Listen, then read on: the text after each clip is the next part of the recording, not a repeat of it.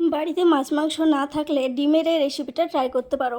এত ভালো খেতে হয়, এই রেসিপিটা থাকলে মাছ মাংসের প্রয়োজন পড়বে না। তো দেখো, আজকে আমি রেসিপিটা তোমাদের সঙ্গে শেয়ার করলাম। প্রথমে আমি এখানে ডিমগুলো সেদ্ধ করে নিচ্ছি।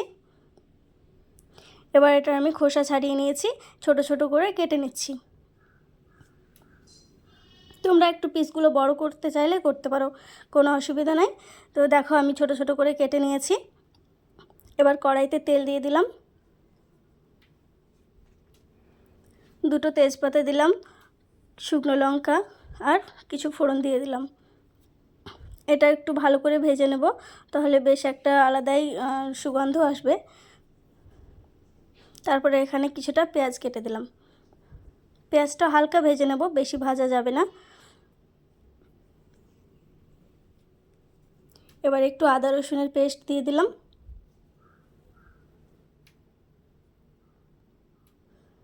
তারপরে একে একে শুকনো উপকরণগুলো দিয়ে দেবো।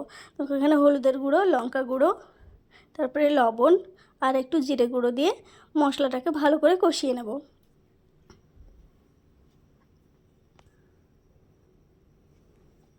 মশলাটা ভালো করে কষানো হয়ে গেছে। এ পর্যায়ে আমি একটা টমেটোকে ছোট ছোট করে কেটে দিয়ে দিলাম। তো এখন দিলাম তার কারণ টমেটোটা একটু গোটা গোটা থাকবে, তাই তোমরা যদি পছন্দ না করো তাহলে কিন্তু টমেটোটা আগেও দিতে পারো, তাহলে মশলার সঙ্গে একেবারে মিশে যাবে। ভালো করে কষিয়ে নিয়ে আমি একটুখানি জল দিয়ে দিলাম।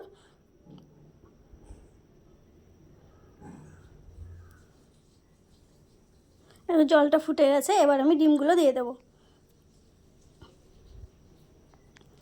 কাটা ডিমগুলো দিয়ে এবার এই জলটার সঙ্গে ভালো করে মিশিয়ে একটুখানি ফোটাতে হবে। এ পর্যায়ে আমি গরম মশলার গুঁড়োটা দিয়ে দিলাম, তার কারণ এটা তো সেদ্ধ করা আছে, বেশিক্ষণ তো এটা রান্না করতে সময় লাগবে না, ওই জন্যে গরম মশলাটা এখন দিয়ে দিলাম। বাস 2 মিনিট ফুটিয়ে নিলেই হয়ে যাবে। 2 মিনিট ফুটিয়ে নিয়েছি, আমার রান্না হয়ে গেছে। আমি দেখো এখানে ঢেলে রেখেছি। দেখতেও খুব সুন্দর, খেতেও খুবই সুন্দর লাগে। বাড়িতে তো আমার সবাই খুব পছন্দ করে, তোমরা রান্না করো, অবশ্যই সবার পছন্দ হবে। আর যদি ভিডিওটা ভালো লাগে তাহলে লাইক, কমেন্ট, শেয়ার করো। আর নতুন বন্ধুরা সাবস্ক্রাইব করে দিও।